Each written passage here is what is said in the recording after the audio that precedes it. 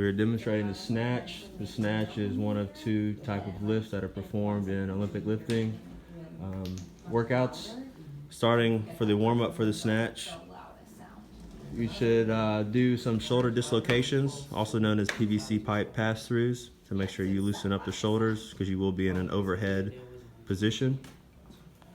The next thing that you should do is to be able to do a T-spine rollout, and that's basically when you're on the ground and you're actually able to roll out with a foam roller for the T-spine itself.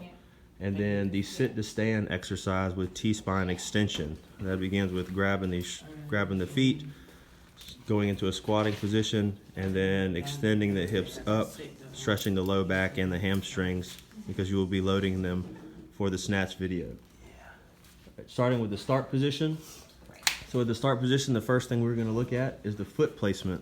The foot placement, the feet need to be anywhere from 10 to 15 degrees facing out and roughly hip width. Perfect. All right, grip placement on the bar. The grip placement is going to depend on where you hinge at.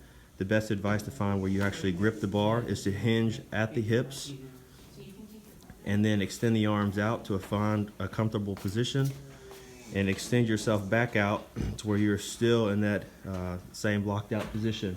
It varies with people depending on lever length, so it could be shorter or longer. Most women are naturally narrower grip, and most men are more wider towards the outsides of the barbell.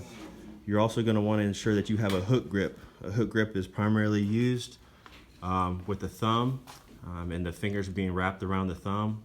It ensures that you're able to have a better grip on the bar itself. Starting with the body position, going into the start position for the snatch, the bar is going to be lowered. You're going to ensure that your chest is forward and that your back is flat, with making sure that your hips are above your knees, as you see here. Also with the bar placement, the bar needs to be placed roughly over the proximal joint of the great toe, and also close to the shins. So from here, going into the first pull, the first pull begins with lifting the bar up towards the knees. When lifting the bar up towards the knees, you want to make sure that your hips stay down and that your shoulders are still over the barbell themselves. So they are not behind the barbell, they are in front. You want to also make sure that the ankles are plantar flexed, but still on the ground. Going into the second pull, this is where you pull.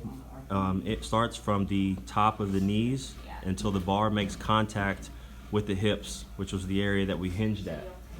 The ankles become flexed now, but the heels are now raised off of the ground, and you go into that triple extension position. The hips make contact with the bar itself, and the shoulders move behind the bar.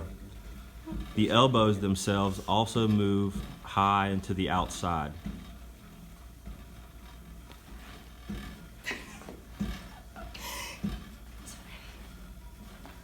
So going back from the first pull into the second pull, you're going to raise directly up, scoop the bar into the hips, ensuring that the elbows are high and to the outside.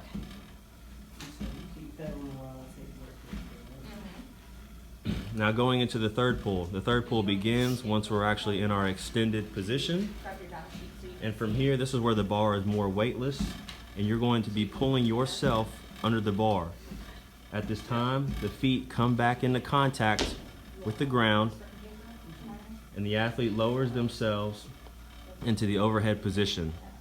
In the overhead position, you want to ensure that your elbows are locked out. You position yourself and that you're able to reach towards the ceiling.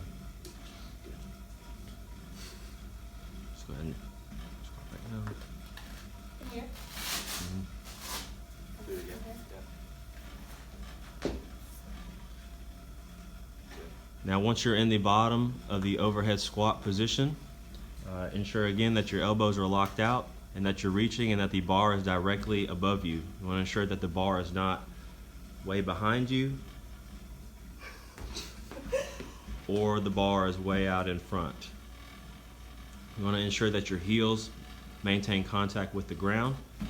You still have your back flat and spinal bracing is still occurring. From here, you're going to stand up, ensuring that the knees are stayed pushed out and that your chest is still up. The rep is completed once the bar is overhead and the hips and knees are completely locked out. We'll now show you a few full reps.